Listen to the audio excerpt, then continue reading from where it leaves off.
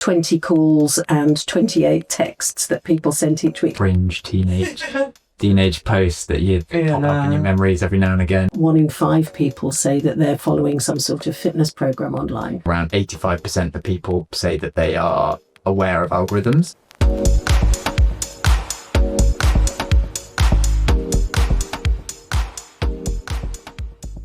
What has changed in 20 years? Our mobile phones got smaller and then bigger again. We all became obsessed with social media, but now are we taking a step back? Do we trust what we see online?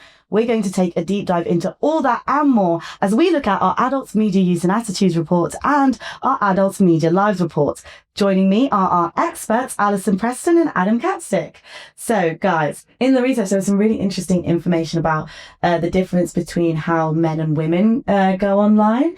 And I think it was women are more likely to be on like Instagram and WhatsApp, and a lot more men are on LinkedIn and YouTube. How does that kind of translate into, or maybe show how each of us connect online differently? So women were much more likely to feel that there is pressure to be popular online.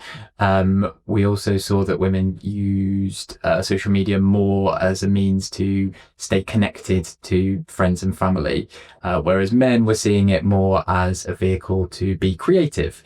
More so than women, which could tie into some of those differences. We've had a couple of our young females have tried to start businesses, and they've chosen to do that on Instagram as their main platform of getting that information out.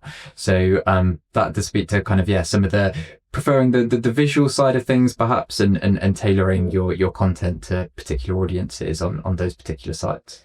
The other difference between men and women that was really interesting was the way that men are more likely than women to say that it's important to be able to say what you want online. Switching it up and talking about social media, when was the first time you guys went on social media? Do you remember? So I've never been a big social media user, but I think I signed up for Facebook around 2010, 2011, I think. But I've definitely kind of, if you look back, there'll be some kind of cringe teenage posts that you pop up in your memories every now and again, and you brush to the side. So I probably do need to tidy that up a bit. But yeah, I'm now much more kind of tailored in how I use it and like very pinpoint it to interest. So I use like Letterboxd, which is for logging like the films I watch. I use Strava for logging my like country walks. So I'm much more targeted now than I ever was when I first got it. Yeah, and so again, another app for every different interest that you have. What about you, Alison? For me, it was Friends Reunited back in the day. And I remember clearly how weird it felt, because I can now have and see or, be in touch with all these people from, friends and from school and from uni. And they're all kind of potentially there in this virtual space. And here I am physically in a very different part of the UK now, but nonetheless, there is this sort of pool of, of people that I used to know, but certainly, hadn't stayed in touch with except for particular friends, etc. And so that idea of suddenly rolling back, almost like your life and being able to contact people, I do remember that being quite an amazing thing. Back in the day. Interestingly, on the in terms of social media itself, and going back to the surveys, we weren't asking about social media back in 2005. It effectively didn't exist. It was only in 2007 that we started tracking it. So it's obviously it's not been around that long, and yet has changed our lives so much. In 2005, Facebook was still called the Facebook. That's how early we were at that stage. No way! Wow, that's crazy. Because it, like, to me, it just feels like it's just like always. It's always been here, yeah. In there. My first one was Facebook. I don't think it was the Facebook. It was just Facebook by that time. But I remember being so excited to get Facebook, which is weird looking back on it. But like, I didn't get it till like on my 13th birthday. I wasn't allowed. But then on my birthday, it was the first thing I did that morning. I sat down with my mum at our family computer and set up my Facebook account. And I was so buzzed. And that was my first social media. And now look at me, I'm on like 10, which is crazy and maybe sharing too much. But yeah, that's a question. How have people kind of changed their feelings on how much we share online? Yeah, we've definitely seen that evolve to the point where now people, I think, are a lot more conspicuous about what they do post. We went through a phase where people were in that kind of initial social media excitement. I know I certainly did. You'd put all sorts of rubbish up, and you'd post all kinds of weird statuses. And now there's a bit more of that, wanting to protect your personal details a bit. And that's for a few reasons. One of which is, just staying a bit more private. Another is that kind of, seeking to remove yourself from, that kind of pressure that you put yourself under on social media, in terms of pressure to behave a certain way or to be seen to be having the best time.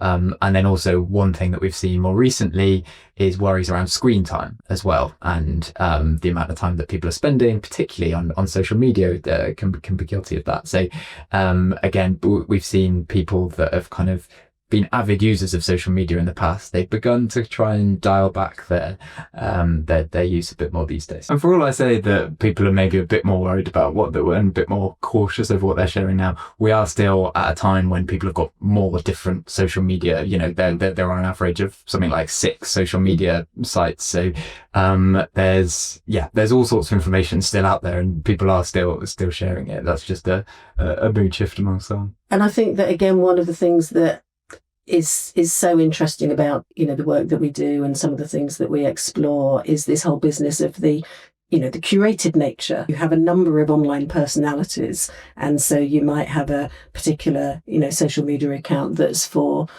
your relatives, say, where you curate a certain aspect of yourself. And then you have a site which is much more the real you, the authentic you that's with your friends.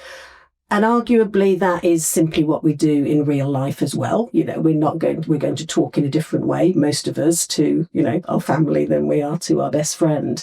But nonetheless, the way that certainly visually that comes across as well, I think is particularly interesting in the online space, that we actually look quite, put the filters on to make ourselves look quite different in those different spaces. So interesting that you say that, because even just how I've changed the use of social, but I'm a lot more kind of aware of like my For You page and like algorithms. Have you noticed kind of that awareness grow in recent years? Yeah, we have, and we saw this year a further increase in terms of the people who claim to be aware of algorithms. So it's now around 85% of people say that they are aware of algorithms. That is, though, claimed awareness. So when we see in practice, a slightly lower proportion are aware of some of the ways that their data is actually being collected and then used and fed back to them in those algorithms. So it's around 7 in 10 are aware of cookies,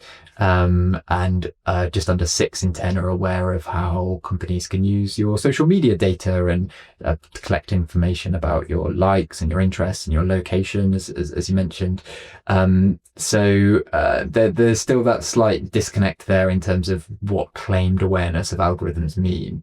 And the kind of comfort level with them is an interesting one as well. It's very split. So it's similar proportions say that they are not happy with algorithms tailoring their content, as proportions that say, oh yeah, that algorithms are ultimately, they're good because they're feeding me more of content of what I want to be seeing. So so it's a really interesting one in terms of how people think about it. Advertising was a big part of kind of this research that I thought was really interesting. How are people kind of feeling about spotting ads and the different types of ads that they might see online? Advertising is one of the areas where we see like quite a big overconfidence in terms of what people think they can spot versus what we see they're actually able to spot in practice.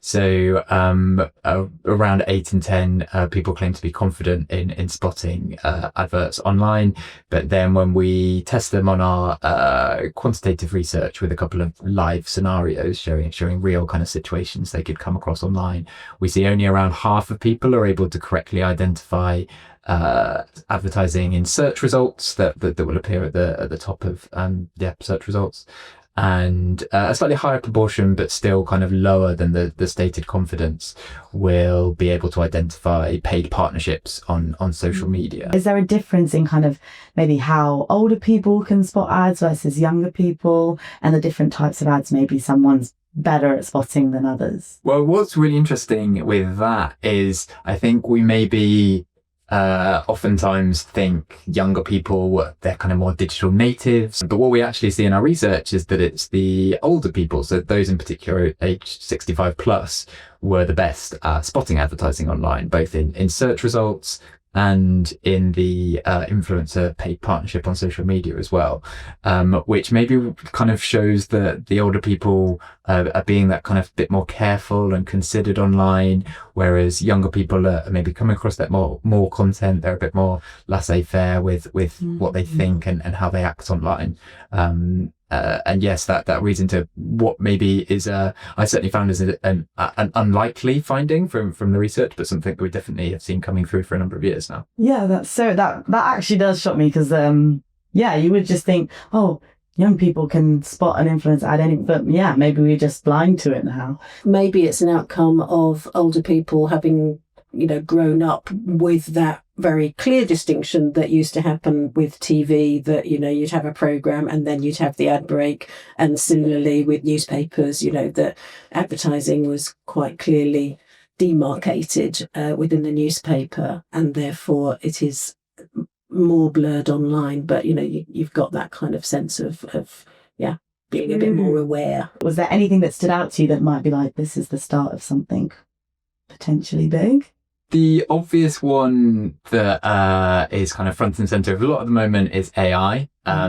We've seen our participants in Adults Media Lives as well are not quite sure what to think of it, in terms of there will definitely it will be a big focus and a hot topic in the kind of certainly short to medium term. But they weren't necessarily clear on whether that is an opportunity or a threat, or maybe a bit of both.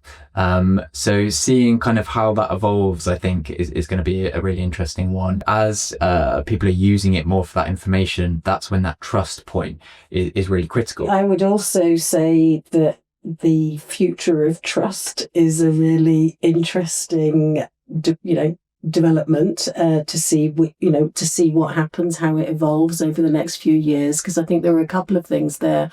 One is about the way that people are increasingly trusting the people around them, so people that they know, rather than more distant, organisations and so on. And is that going to endure and become, more the case that you trust what's in front of you rather than something that's further away? And then the other area is whether also, especially with young people, what we're seeing is more of a kind of a sort of test and fail approach to the way of, thinking, or the way of doing, or the way of trialing what they're coming across online. So it's almost that trust then comes out of the equation, because it's just that I'll try it. If it works, it works. If it doesn't work, I'll drop it and move on to the next thing. Trust starts to sit outside the equation, and it's simply whether it works for me right now. And if it doesn't, I'll put it aside and move on. One last question. What is one big takeaway that you would like people to remember from these reports? That media literacy can be variable. There's no kind of one group, whether that be age, gender, social grade. There's no one group that kind of has all the answers to media literacy, and it can be really kind of variable depending on the situation that you might come across. So whether that be encountering advertising, whether that be trying to spot misinformation online or coming across scams. But it can also be really variable based on your individual circumstances that you are in at that moment. So that would be my big takeaway. Building on that, we communicate and increasingly communicate in very different ways, as depending on our age and our circumstance, but particularly our age. So again, taking it even further back than 20 years ago, to the, say, late 90s, back then, as well as being able to communicate in person like we're doing now, the only two other ways of communicating were via a landline phone and via a letter. And then when you fast forward to today, and as Adam was saying earlier, there's about, an average of sort of 6 communication platforms that you might use just within social media. And that is very different by age group as well, that younger people use far more than older people. That degree to which you can actually then communicate across ages, across, different walks of life and so on. There is a danger to that. There is a challenge to that. And I think that's useful to be reminded of in the stats and the work that we do, that, we communicate in different ways, and it's really important to have shared spaces and, open communications as much as we can, because I think that knowing and seeing these stats and seeing these people and their opinions and their views and their lives is really interesting for ourselves, because we can put ourselves in that context and go, oh, well, somebody of my age or living, in similar circumstances to me, they feel this about that form of media, or they do this and that. And we can compare and contrast ourselves and position ourselves and have that understanding about what it means, to be media literate, to be in this kind of media and comms world today. Well, thank you so much. Thank you, Alison, and thank you, Adam. This has been super, super interesting and just a great chat. If you want to find out more about our Adults Media Use and Attitudes reports and our Adults Media Lives report, you can go to ofcom.org.uk.